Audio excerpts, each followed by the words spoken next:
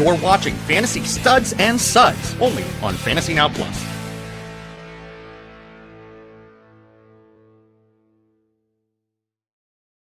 Good afternoon, everyone, and welcome to episode 17 of Fantasy Studs and Suds, brought to you by Fantasy Now Plus and the Funz Talk Sports Network. I am the Fantasy Nobody, Jeffrey Crisp, and with me is my co-host, CJ Pudge LePage. Our segments today will include Fantasy Studs, Unsigned Players, Fantasy Leagues, Live Draft Rituals, and our Home League Draft, Fantasy Priority Beyond the Three. We conclude our series on players that go beyond the third option on NFL teams. Fantasy Suds, we present our Bruise of the Week, and Fantasy Funz, another round of A or B. Pudge, how are you?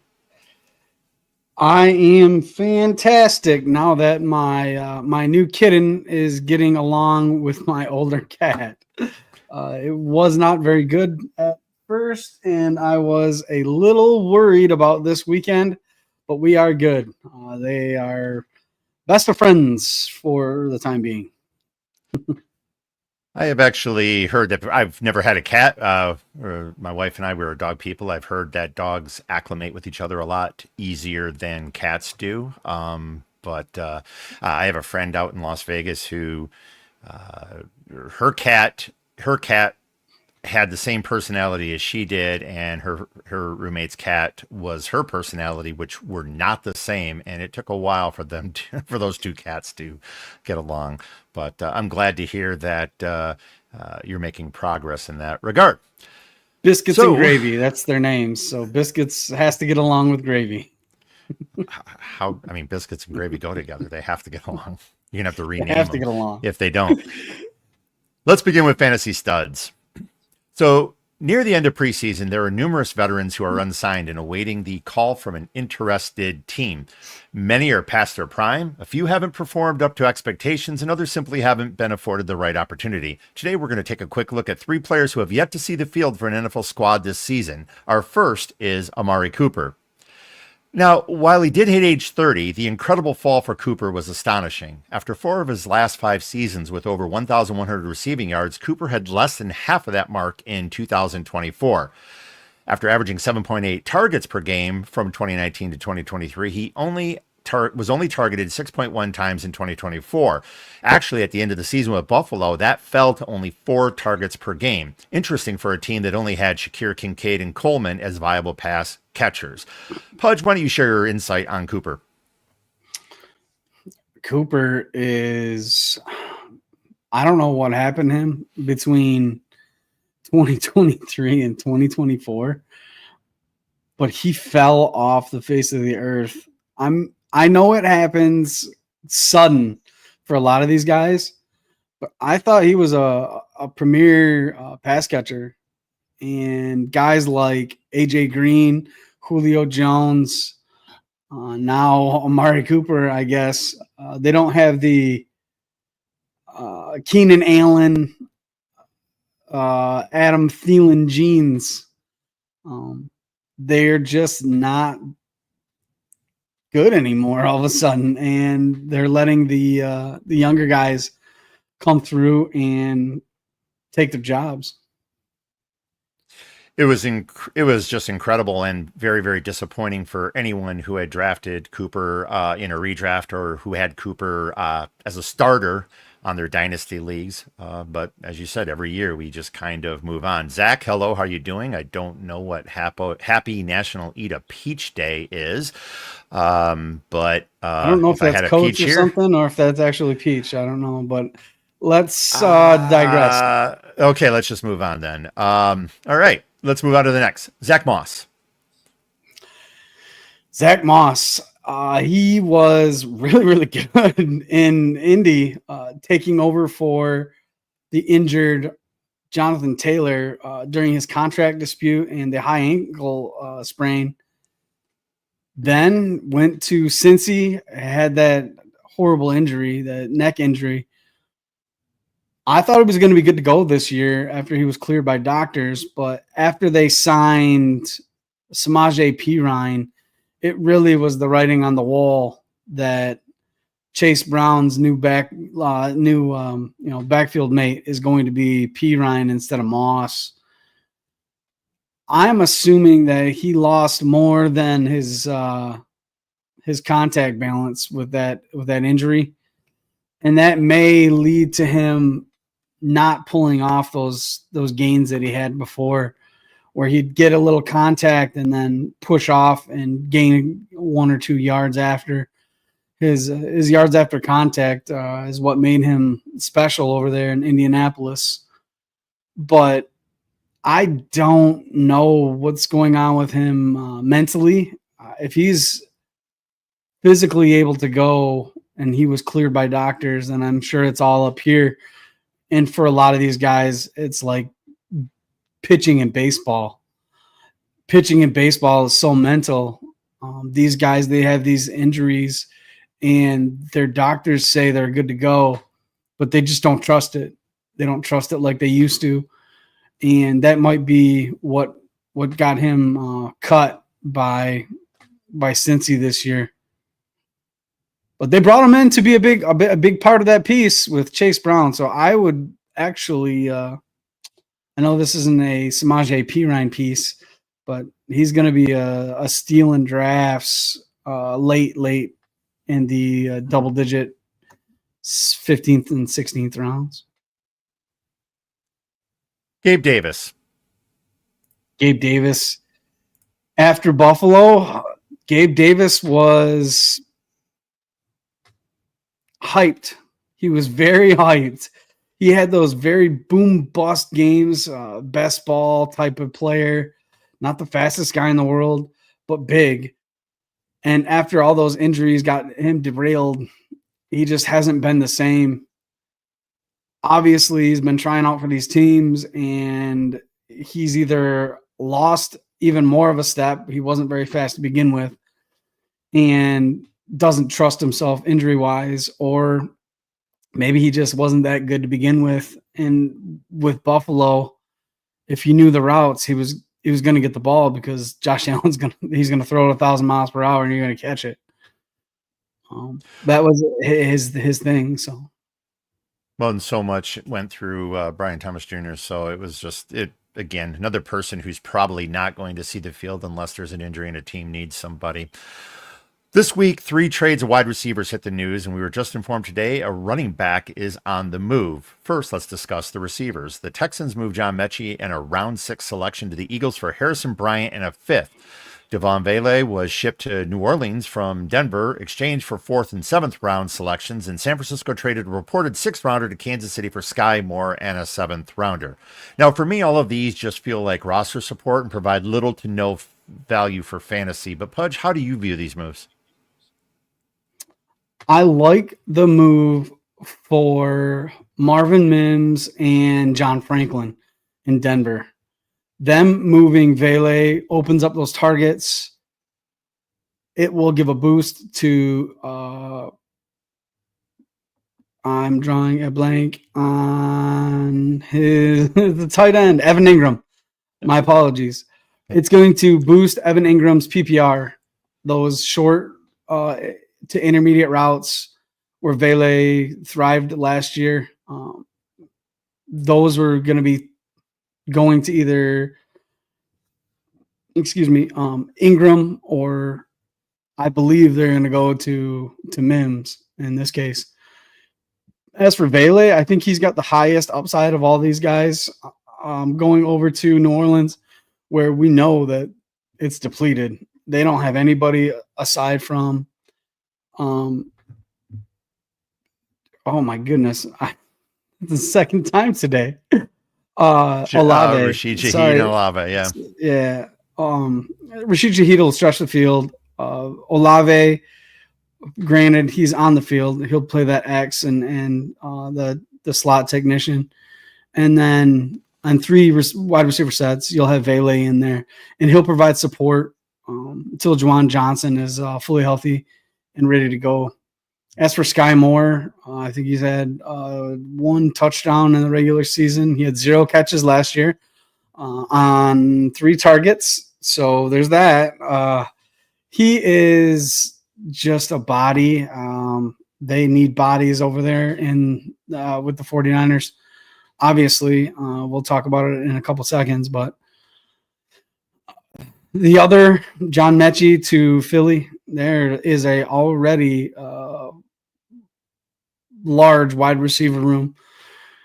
They got A.J. Brown, Devontae Smith. They've got Johnny Wilson. Johnny Wilson, who I actually like a lot. He's a big wide receiver. And now they add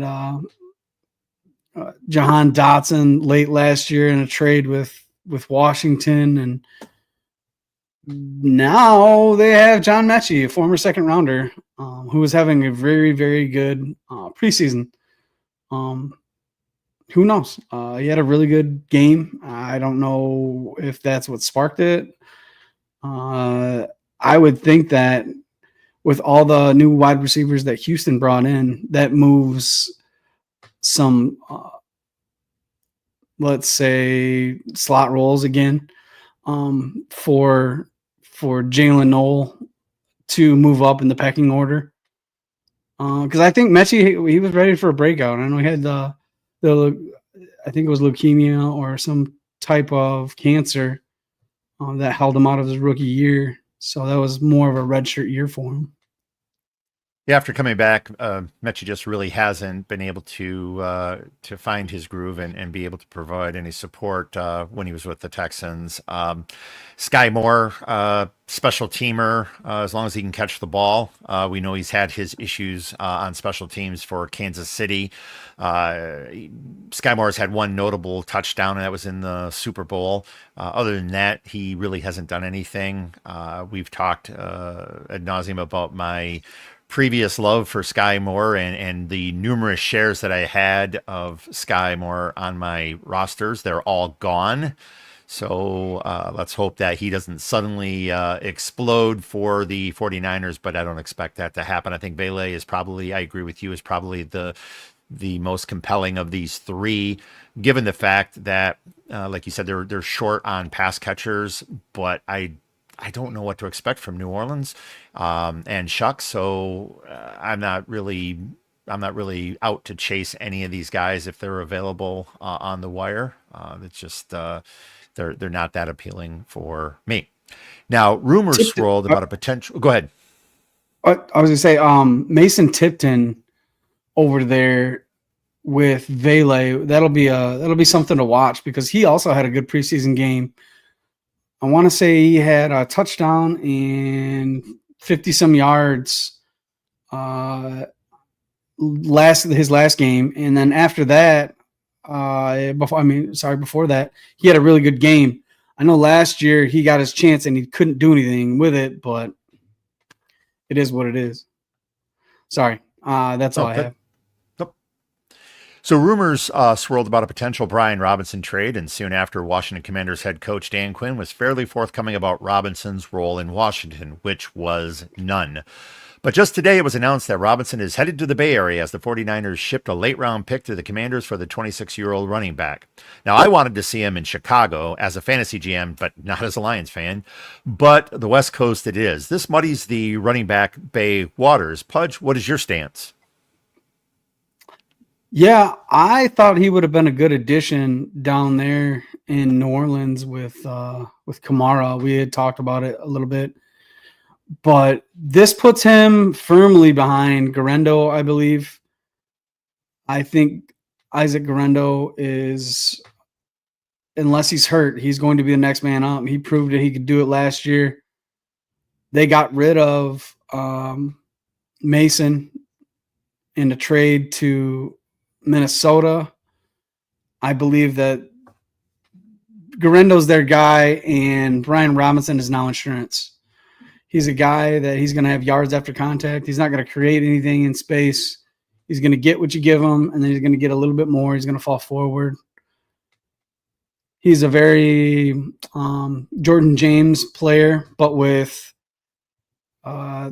without injury, and slow and steady wins the race. They're not going to get ahead in games with CMC down and Garendo down, but they can keep pace with with Brian Robinson out there.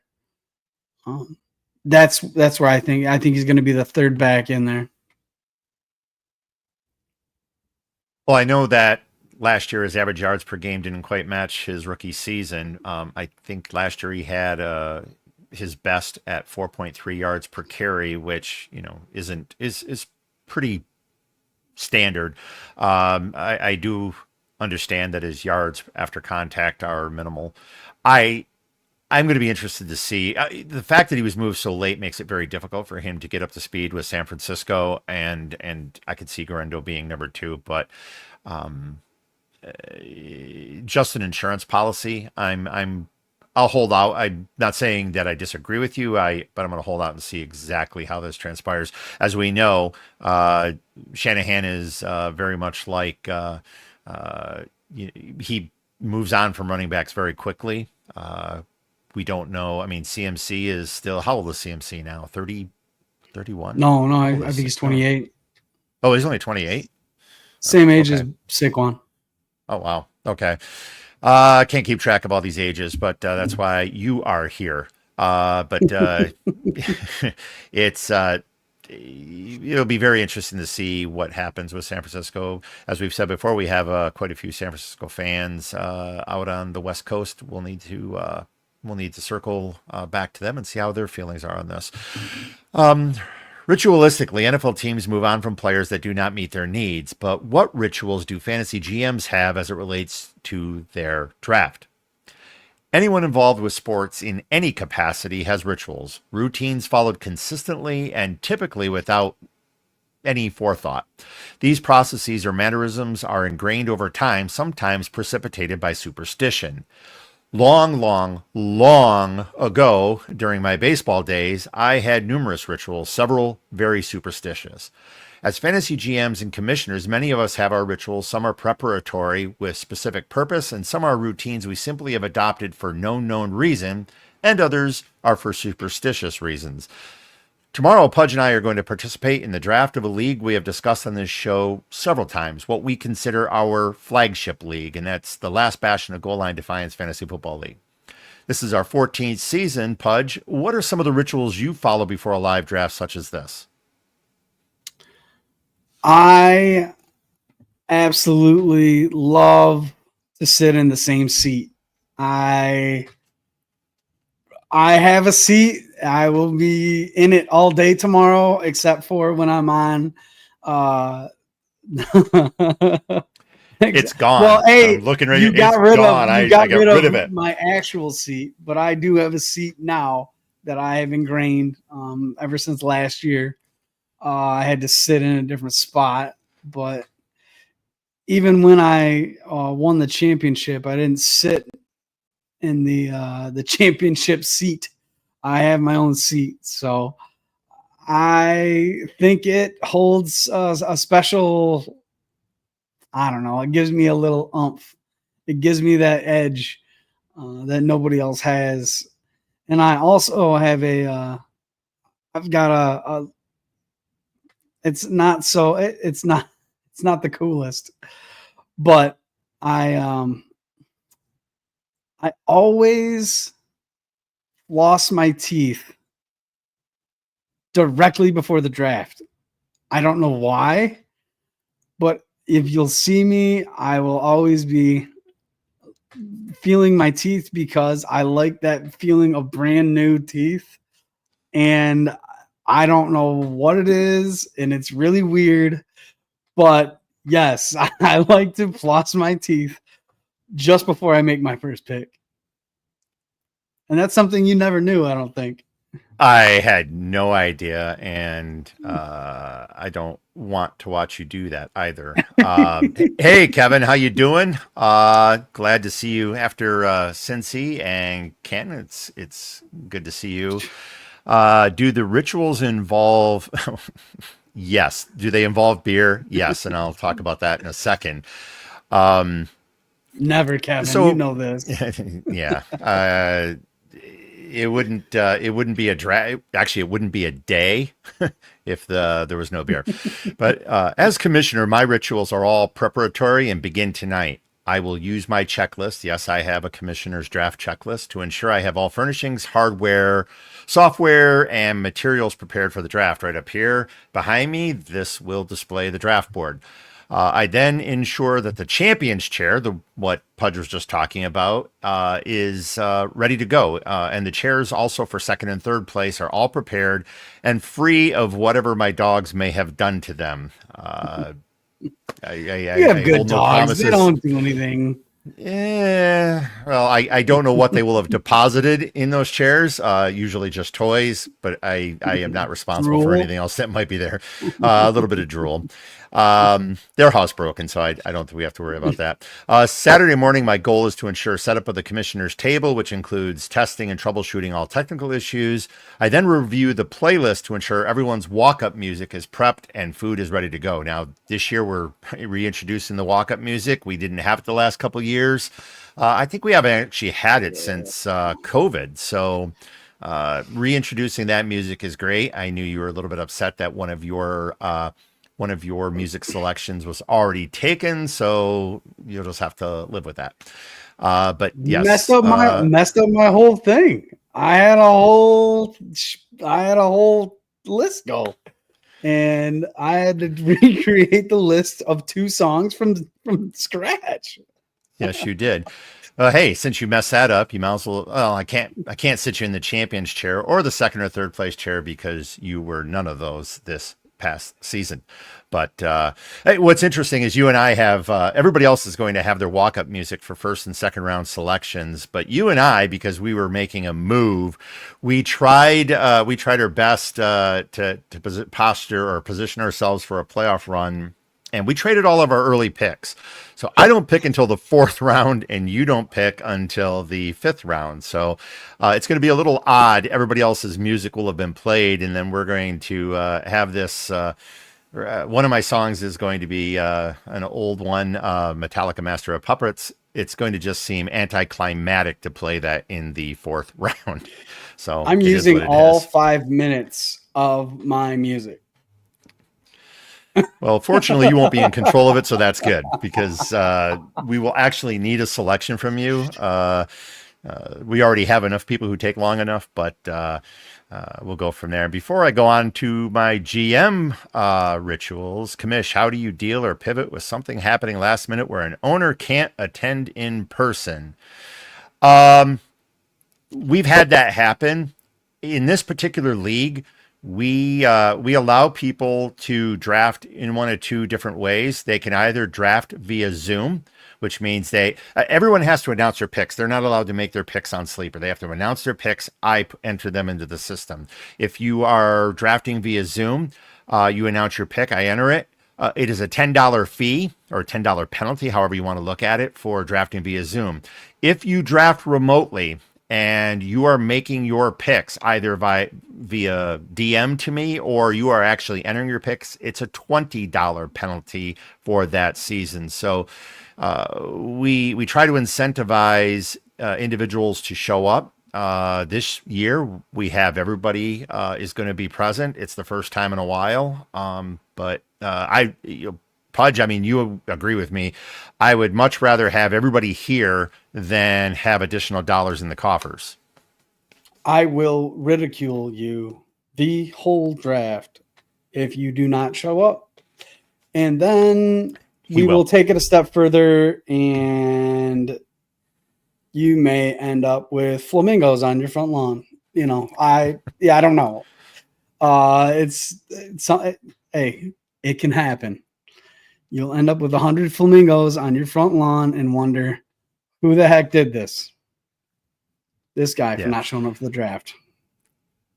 But Kevin, I mean, this year, if you have something like that happen, you just have to kind of make do and try to get that person to participate. If that person cannot send an agent, a person can send an agent and avoid the fee. So if you send, I don't care who it is you send, as long as the person has showered and brings beer, that person is, I know, Pudge, but that person is allowed to participate on their behalf. But I would highly recommend trying to propose to your league and get them to vote on penalties for not showing to a live draft. It's just, it's a live draft for a reason, AI? and you have to do it. What's next? AI does your draft? Come on, get out of here. Well, it can't do any worse. Can't do any worse than you will do this year with starting in the 5th round. Fortunately, you have a couple keepers, and so do I, so we're good there. For me as a GM, I have a couple superstitious rituals. First one, and I know Pudge doesn't know this one, I always wear Lions blue underwear. There should be no reason for Pudge to know that. He doesn't, but I always wear a pair of Lions blue underwear. It's just got to do it. I also do the same thing for every Lions football game.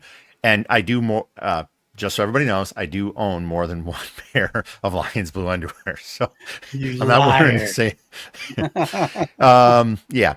And then I always wore the Lions sideline hat for the season, a ritual that's going to be broken this year because I did not order it in time. Pudge actually showed me in Canton what the new hat was. I'm not a fan of it, but I was going to order it anyway because I've always ordered them. So I'm not going to have that this year. So I'm going to wear the one from last year, which is somewhere here. Maybe you might win. I'm only a half a championship behind you, dude. Yeah, well, winning's winning. Yes, I agree.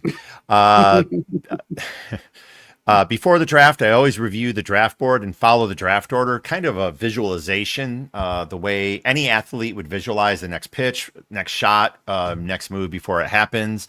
Visualization was always something that I did when I bowled, but I often had a lot of beer, so I usually had 2 or 3 visions, which doesn't help when you're trying to visualize a shot.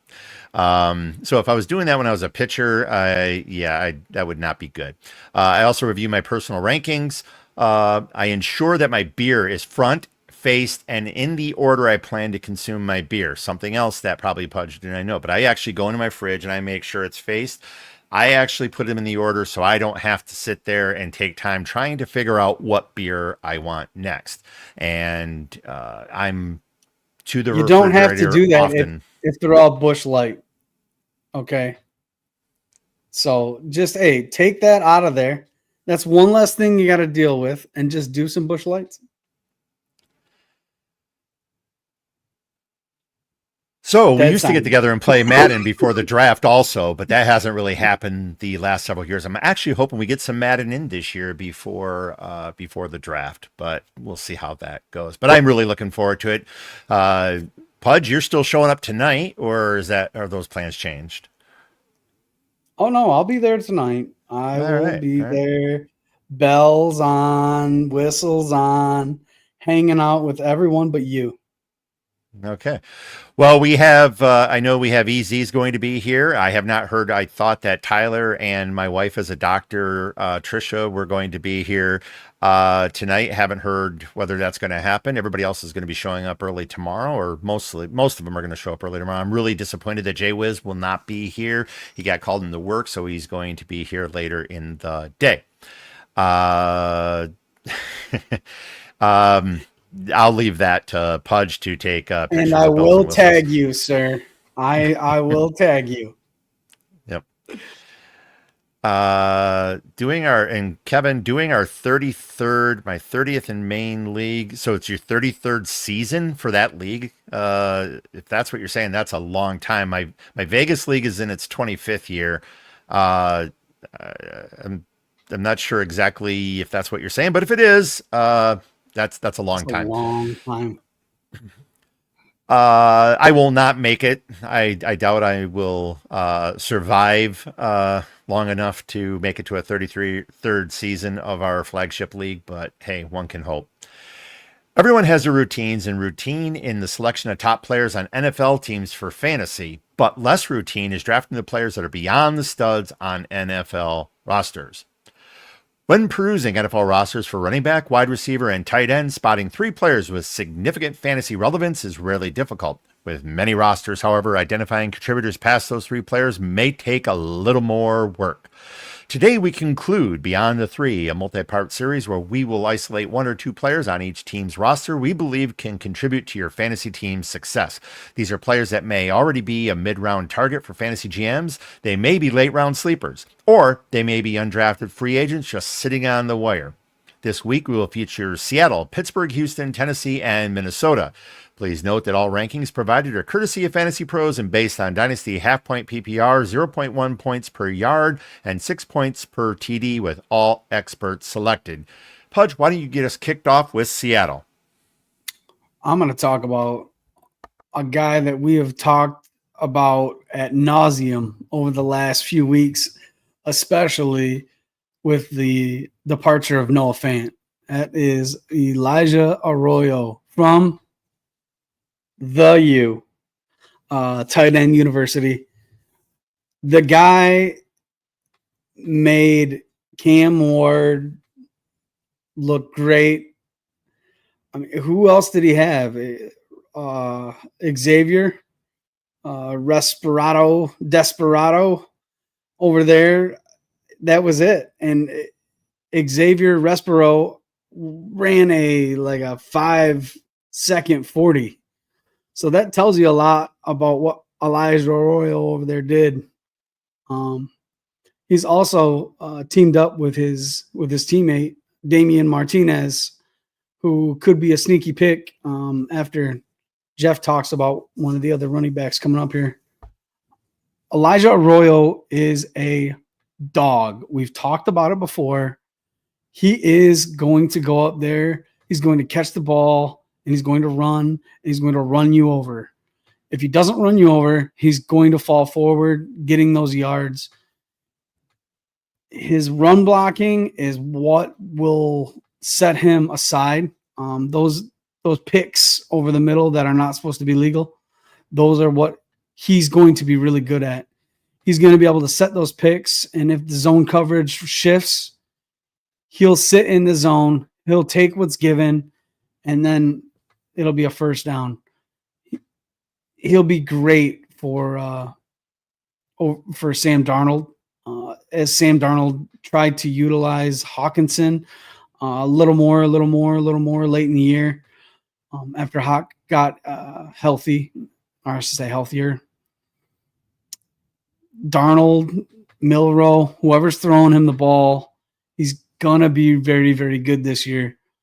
I wouldn't put him up into the Mason Taylor, Colston Loveland, and Tyler. I wouldn't put him up there yet, but he's going to be pretty close. This year, he might be able to outscore Colston Loveland. Well, a very large target who's only going to be limited by the lack of blocking experience. I think that's one thing that's going to keep him off the field as often. I think if he were to improve his blocking or get involved in the blocking game, he could see numerous snaps beyond what he's going to see this year.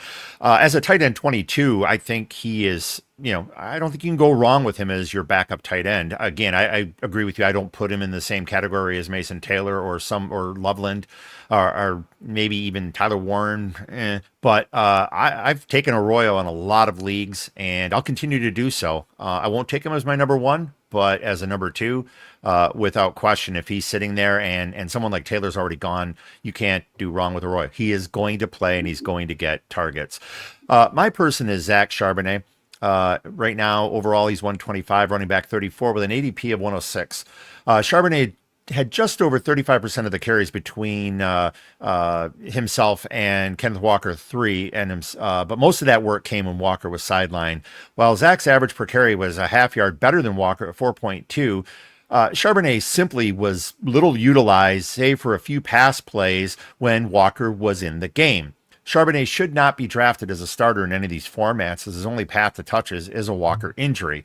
Now, I'm not a fan of Charbonnet at round 11 for Dynasty, and his average Dynasty ADP in late round 8 is way too rich for me. And in redraft, it's around round 9. Definitely unthinkable. The only way I consider Charbonnet this early is if I drafted Walker and want him as the backup. Otherwise, I'm not taking him here when other players are available and will produce in your flex. If I can get him much later, then I definitely want Charbonnet.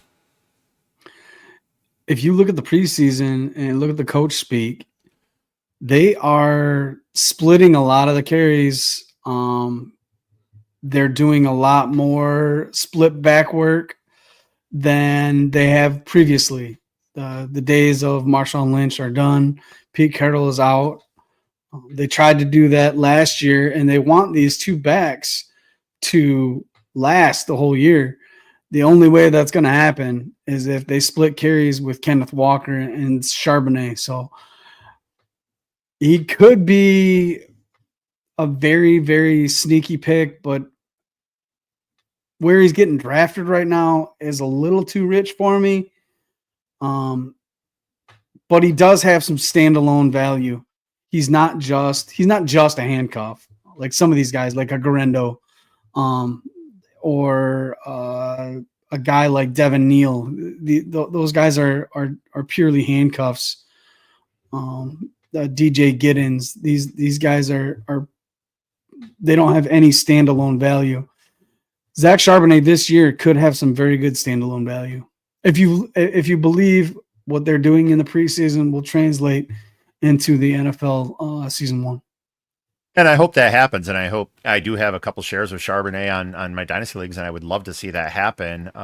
You know me, I don't listen to a lot of the information that comes out in preseason because some of it is very, very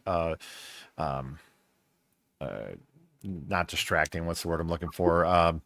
Rosy glasses. Yeah, I mean, some of it's just Misleading. Intentionally misleading. That's what I was looking for. I'm sorry. I would love to see Charbonnet do that, and especially, again, averaging 4.7 yards per carry. That is not anything to sneeze at. I'll take 4.5 yards all day long. Again, for me, I'm going to believe it when I see it. Round 12, I'll take a shot. Round 8, not a chance. Let's go to Pittsburgh.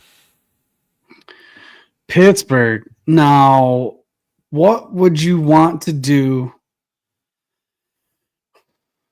with a guy that's not named Caleb Johnson? I'm actually very high on Jaylen Warren to start the year. Jaylen Warren, I believe in Arthur Smith's system, he's going to produce. Arthur Smith is going to bring along his rookies slowly. We saw this with Bijan Robinson. So Jaylen Warren is a steal right here. And I am actually looking to pick him up if I go wide receiver. He's one of my running back twos that I like to target in those later rounds. But if you believe that Caleb Johnson is just all of a sudden going to be Bijan Robinson, no, he's not. Bijan Robinson split time, and he was still running back 11 in his freshman year. His rookie year. Not freshman. That's not college. But look at Arthur Smith. He's telling you exactly what they're going to do. He's done it every year, year in, year out. Does the same thing.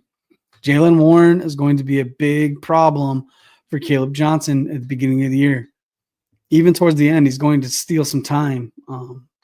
But Caleb Johnson is being drafted way ahead of Jaylen Warren, and I don't see that being a path to success for my fantasy team. And I've seen a lot of leagues, recent drafts where Jaylen Warren is getting ignored. I think there's a lot of people where they just think Caleb's going to be the one who's going to take the majority of those snaps. And I agree. I don't see that happening. And so for them to pass up, I think he's at a value right now. Right now, you can get him at a value. Oh yeah. If you look at Bijan Robinson's, he was with Tyler Algier. Yes, that Tyler Algier, who he's still with, but they split so much time. If he would have been just the primary back, he would have been running back 1 overall. Absolutely easy.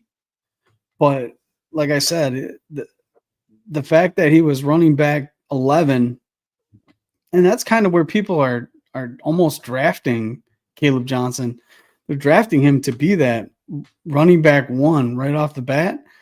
This is the guy that wasn't drafted, in the first round like Bijan.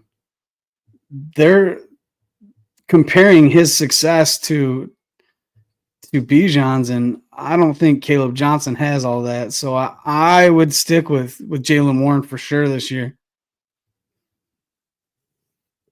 So my player, and before I actually get to my player, Kevin, I appreciate you sticking around and listening to us, but don't worry about interrupting. That's why we're here. If you have any, if you have any comments or questions, feel free to let them fly. So the player I'm about to introduce right now is ranked. His overall is 139 for Dynasty, but his ADP is 175. So a lot of drafters are not buying into the hype, and that is Pat Freiermuth, who's currently sitting as tight end 20. Tight ends going in round 15 are the likes of Elijah Arroyo, which we just talked about, K. Dotton and Brenton Strange. A tight end ranked in the 12th round is Mason Taylor, with others a round or two later.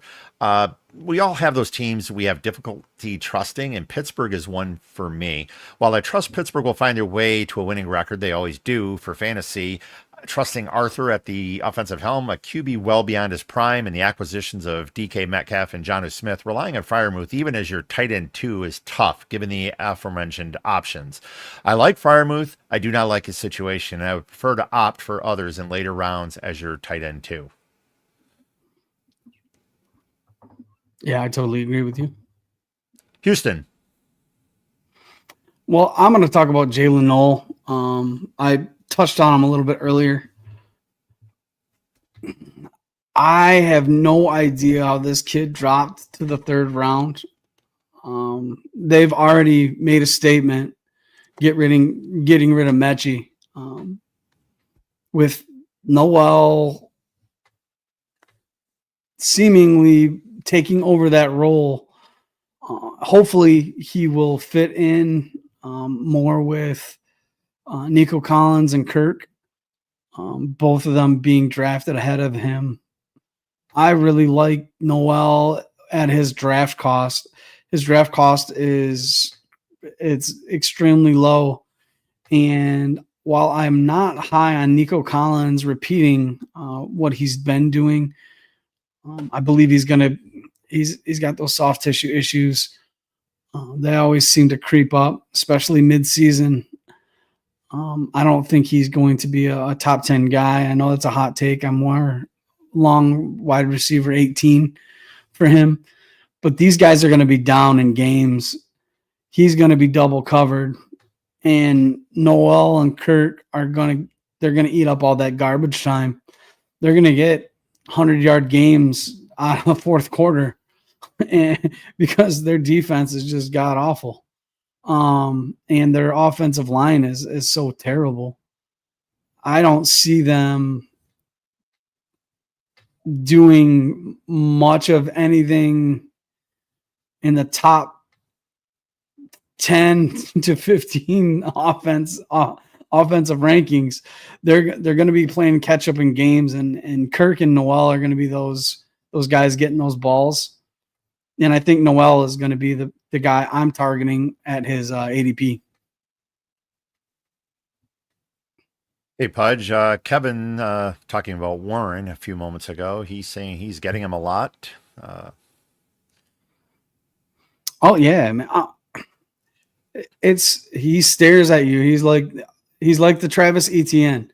He's going to be the guy that's on my bench that is getting all these points, and I'm going to be like, you're going to have the hardest part about Jaylen Warren is trusting him enough to put him in your flex above guys like Devonta Smith. He's going to be one of those decisions on Sunday where you're like, who do I start? Do I start Jaylen Warren or do I start Jalen Waddle in your flex?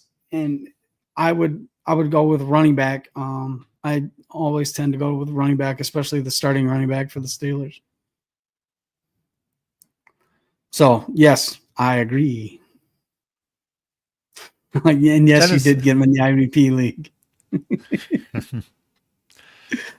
I have that Tennessee trophy right here, by the way. Oh, that's right. Tennessee. Are you you want to start off with Tennessee? I'll let you go. I mean, I will.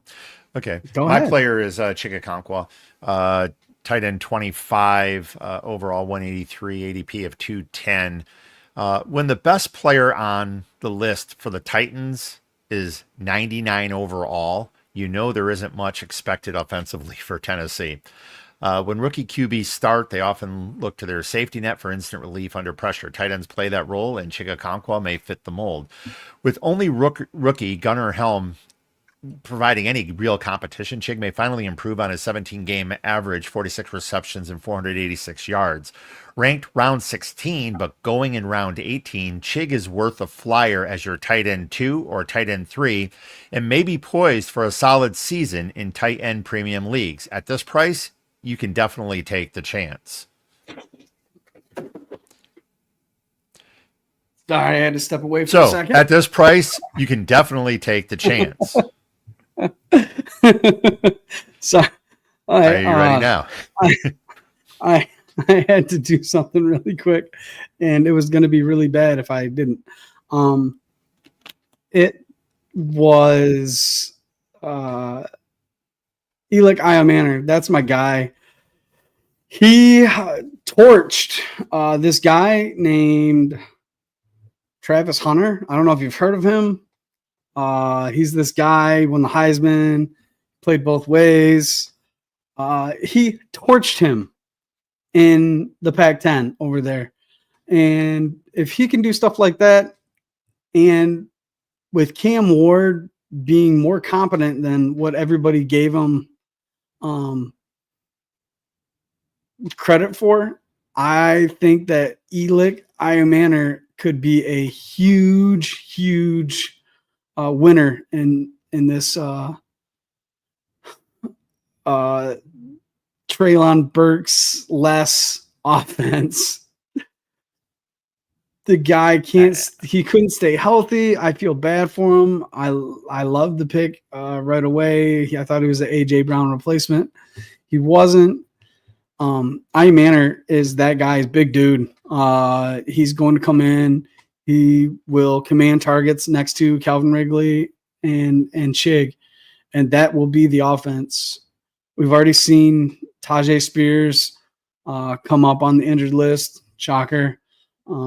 But I really believe that Iomanner at his ADP is going to be a guy you can target and expect maybe after the bye week to really take off. Minnesota. Whew. Is this our last one? It is. Could this be? Finally over. So yeah. Let's wrap it up with, I know it's hard to believe, but Aaron Jones. The first three guys that are going over there are JJ, Addison, and then JJ McCarthy. So Hawkinson. Let's talk about Aaron. Oh, Hawkinson too. So Aaron Jones is fifth on the list, which we're ignoring quarterbacks. By the way, we just had a whole series of this where we've completely ignored quarterbacks in this whole thing, but go ahead. You know what I mean. Yes. We've only done 32 teams now. So, yeah. But, okay, Aaron Jones, he's not going to put up numbers like he did last year. They ran him more than he's ever been ran, and he held up. He held up all 17 games, which I couldn't believe. I had to double check it myself. He usually misses a couple games due to some type of injury, but most running backs do, right? He is going to be the guy that's getting all the dump offs from JJ McCarthy. JJ McCarthy's going to use his legs, yes, but he's also not Jalen Hurts. He's not Lamar Jackson. He's going to be more like a name a guy who runs a lot. Derek Carr. When Derek Carr was good with Oakland. Not LA, or not LV, Oakland. Um, when he had that magic year and then he broke his hand or whatever he did. He's going to be that guy. He's going to be the guy that runs a little bit here and there. Maybe not so much Josh Allen-ish, but he's going to dump it off to Aaron Jones. Aaron Jones is not going to get the goal line work. He will get the inside the 20s passing work, which will be nice.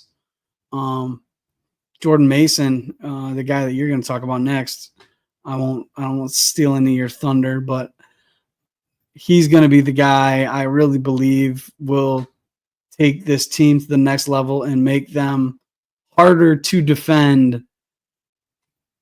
And I don't like that because I'm a Lions fan. Yeah, Aaron Jones, I'm still grabbing him in a redraft league. I mean, there's no reason not to.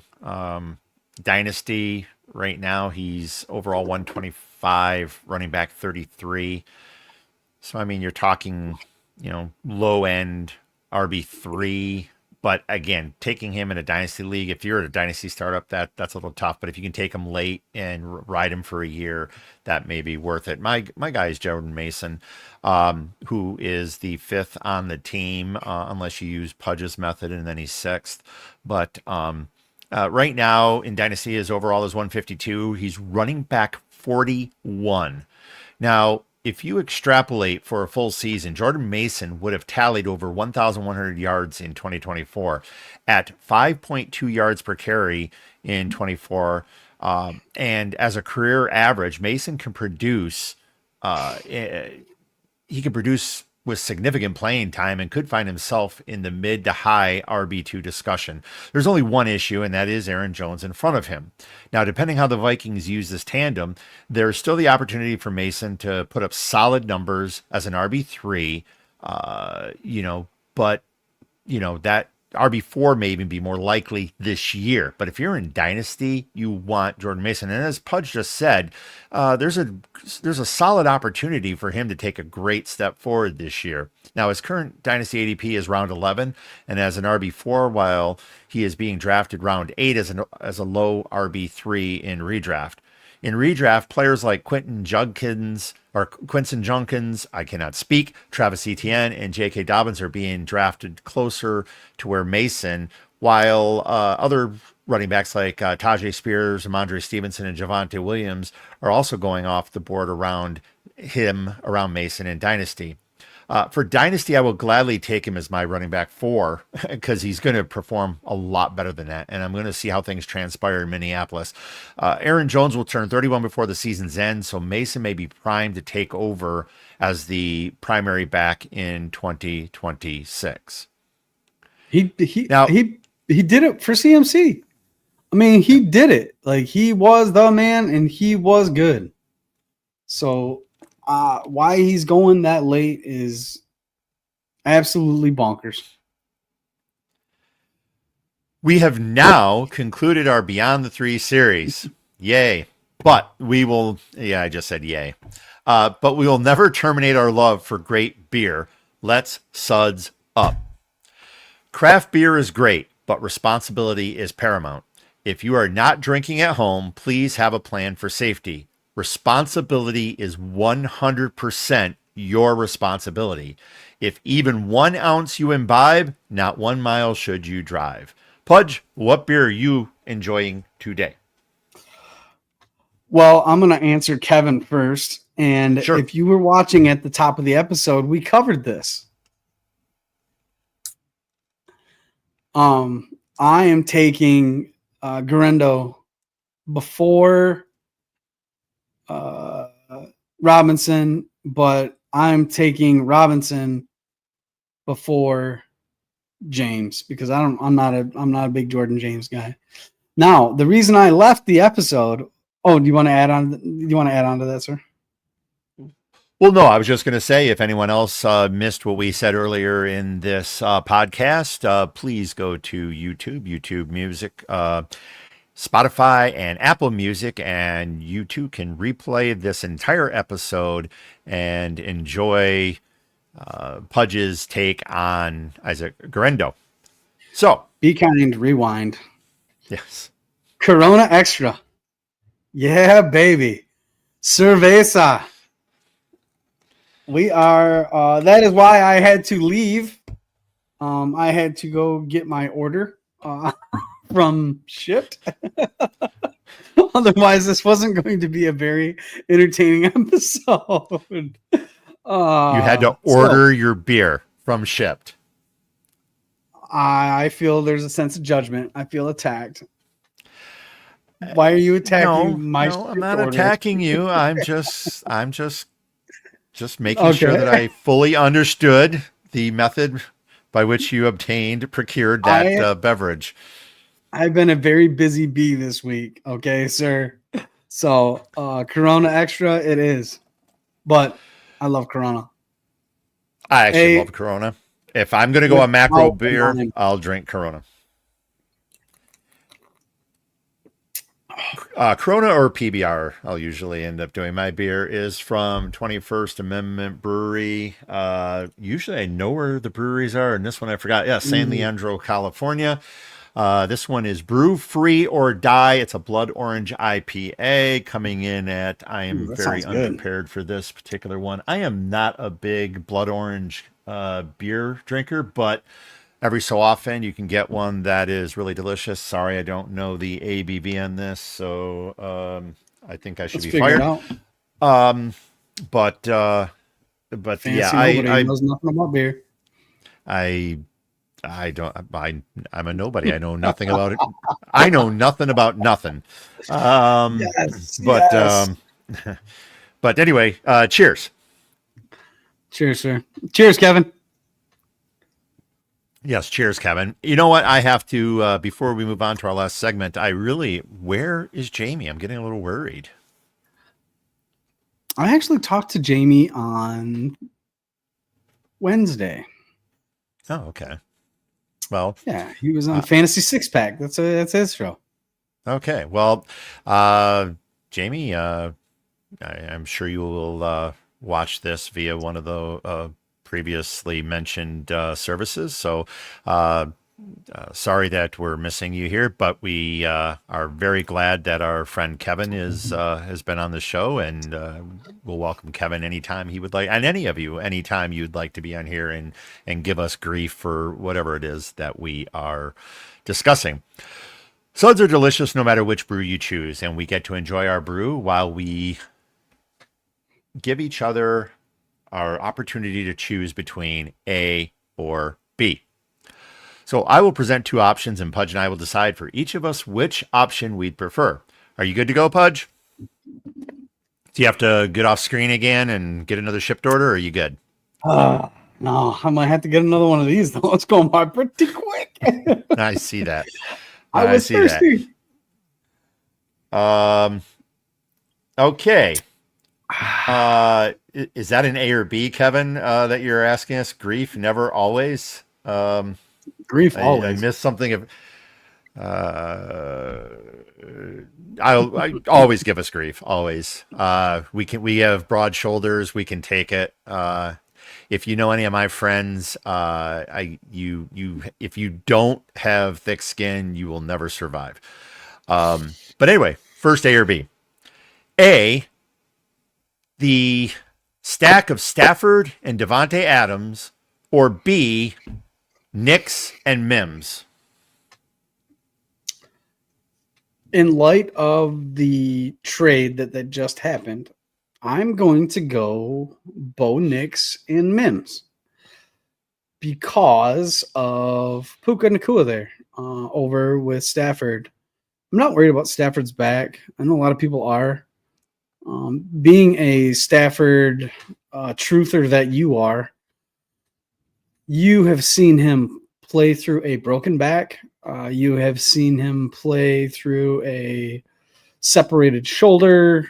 We've seen him play through some very, very uncomfortable things. Him not playing in preseason at 37 years old, I believe. I'm not worried. I'm not worried about him one bit. That being said, I am going to go Bo Nix and Marvin Mims. they were on a tear last year. The only time that Mims and Knicks had a really bad game was Indianapolis. Excuse me, in that last stretch of games at the tail end of the year, their last 6 games. They had that Indianapolis game, which they did not need to push the ball down the field. They didn't. So they didn't need to throw the ball, but he was absolutely on fire. And the departure of Vele really makes me believe that he's going to take a step forward. This one's a little bit tough for me. Like you said, Stafford does have Nakua, but Knicks also has the likes of Sutton and Patrick and the other guy whose name is escaping me at the moment. But I think I am going to go, as much as I love Stafford, you know how much I love Bo Nix. And so I'm going to go be here with Nix and Mims. You know that I love Bo Nix. I'm trying to get him in just about every league I can on some of these redraft leagues and others. But I like Bo Nix. Mims, you know that I think we've talked before about Mims being a sneaky sleeper, a sneaky late round pick. I think Mims could really take a step forward this year. So I'm going to take B. Kevin is going contrarian and takes A. Okay. You're wrong, Kevin. That's okay. That's why you're watching the show. Yeah. We'll educate you up. Second, A or B. In a 1 QB league, you have QBs, but you are in need of running backs. Do you want A, to take Bo Nix, or B, keep Penix, Spears, and Pacheco? Oh, you need running backs, but I'm getting rid of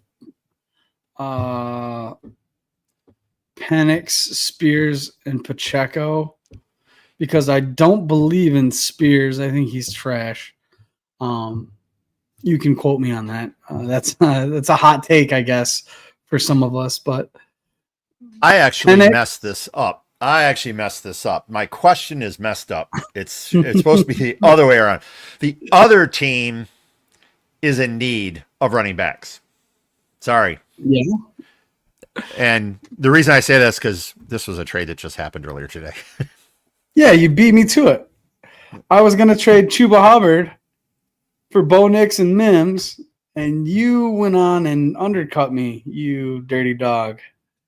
But I believe that I would take Nix in this situation for sure. Well, I did that, and some people, including my co-host, thought maybe it was a little bit of an overpay. But for me, I already had other running backs. I'm solid there, and Nix and Penix, there's no question between those two. So for me, getting Nix and giving up Penix, Nix is not my starter. So that's where, in a 1 QB league, somebody might think I'm a little bit nuts having two top 10 QBs, but that's what I did. And you know what? I have to live with it if it doesn't work out. But okay. Needless to say, I did go A as well. And so does Kevin. So third, A or B. For a football game, do you prefer A, the lower deck seats, or B, the upper deck seats? Which stadium? A stadium that has a lower deck and an upper deck. But that makes a difference. Is it raining out? I mean, what kind of... If I'm in the lower deck, I'm not getting rained on. That's actually a good question. That's a good question. Okay, neither. I know it is. That's why I asked it. Okay, fine. Indoor stadium. Ford Field. Just go with Ford Field. Ford Field. I know a certain section in the second section that I like to sit. And I do enjoy being above the guys where I can see the whole field. Being down on that first level is a bit hard to judge the game. It's hard to see all the nuances for the players. I used to be very good at calling Jim Bob Cooter's plays from the second deck. So I wasn't happy when I sat in the first deck and I couldn't see all of the players' moves. You can't see both sides of the quarterback like you can from the second deck for sure. Even if you're on the 50-yard line, doesn't matter where you are. You are always either very far from the game, but on their level almost. So the players cover up each other, and you miss a lot of the. Sometimes you miss emotion. There's a lot of stuff that you can miss being on that first deck at Ford Field. I like the second deck. I appreciate it. Well, as you're aware, I have, my seats for the Lions are in the upper deck. I've had many opportunities over the years to move, but there's a few reasons why I like the upper deck. One is the ability to see the entire field. If I want to watch a game from the sidelines and just see what's going on the line of scrimmage, then I might as well stay home and watch it on TV. I like being able to see the plays. If I want to focus on a player, I can do that. I can. Hey, I want to see what Kirby Joseph is going to do, or I want to see what Brian Branch is doing, or I want to watch a particular lineman do his job. I like being able to do that. And sure, yes, I could get NFL Plus. Well, I have NFL Plus, and I can watch all 22, and I can do all that stuff. When I'm at a game, I like being able to do that. The second reason I like being able to do it is because there's less rows. And so it's easier to get to the restrooms, to the concessions, to getting in and out of the game. If you're sitting in row 10 in the lower bowl of Ford Field, it is a long hike to get to the concourse, to get to concessions or the restrooms or to leave the game. I like the upper bowl for that reason as well. And then the third reason, it's a hell of a lot less expensive in the upper bowl than it is in the lower bowl. And especially as Lions tickets have skyrocketed over the last couple seasons, being in the upper deck, there's three solid reasons to remain up there, and I'll never move. But that's why I like being in the upper deck, and Kevin agrees as well. You get to see the whole field. Why do you think the coordinators are always that high up? They're up. They want to see the whole field. I'm a football fan. I don't go there just to – I mean, I do go there for the activities and stuff like that, but I am a football fan. I want to see the whole experience. I want to see the plays. That was what makes me happy. So there's a reason the coordinators are all up top except for, the Aaron Glenn D coordinator on the sideline. But I mean, almost all of them are out. They all sit up top above. You and I agree completely. Sorry, I didn't mean to interrupt you. You and I agree completely on that. I would rather see everything. It's just a different experience. I mean, if you like being on the lower deck or you like being on the sideline, and that's your preference, that's great. But for me, I will always love to be up top. And our final A or B, swimming pool or hot tub? Oh, easy. Hot tub. And I am bringing my swim trunks tonight. Even though it's going to be a bunch of dudes.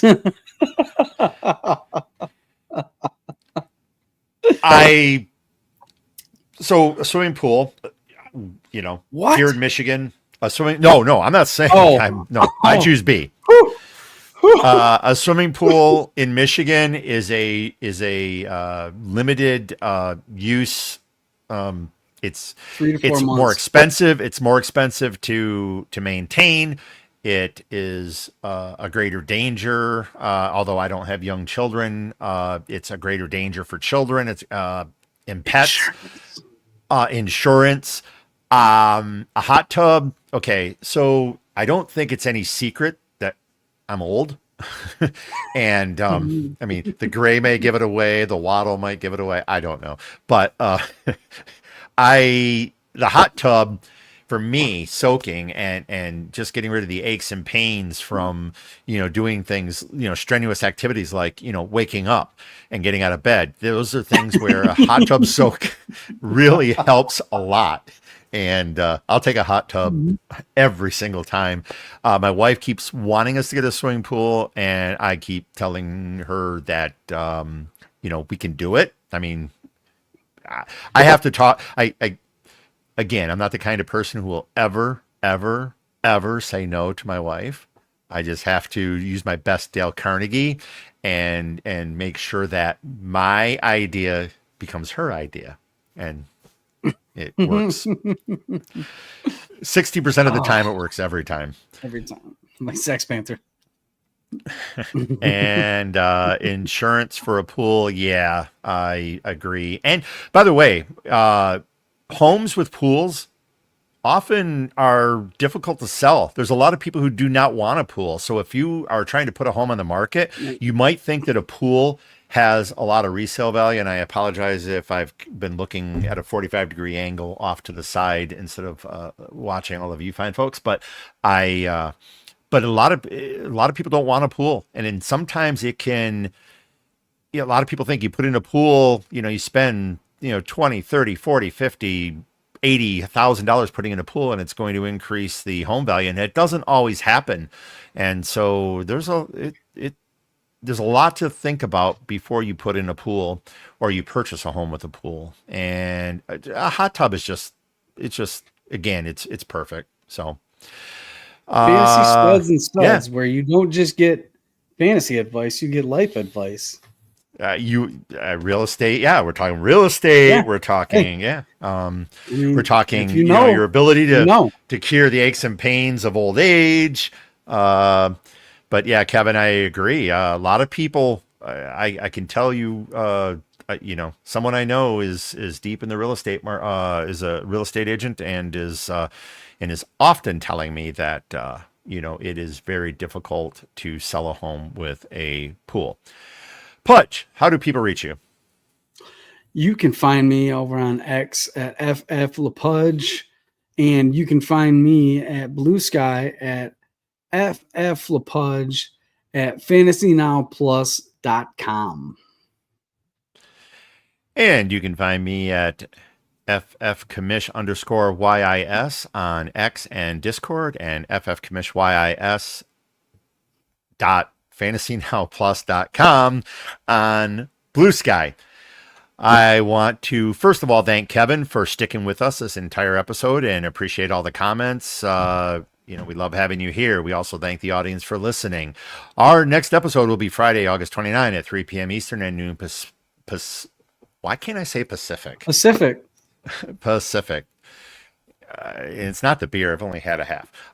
Catch up on episodes of Fantasy Studs and Suds and your other favorite Fantasy Now Plus shows here on YouTube, YouTube Music, Apple Music, and Spotify. Follow the Finns Talk Sports Network here on YouTube. Follow Fantasy Now Plus on Discord, TikTok, Blue Sky, and subscribe to this channel here on YouTube. Until next time, for Pudge LePage, I'm the Fantasy Nobody, Jeffrey Chris. Be good, be kind, be responsible, and cheers. See ya. Thanks for listening. Be sure to like and subscribe wherever you watch or listen to podcasts. We'll be back next week for more ways to win your league.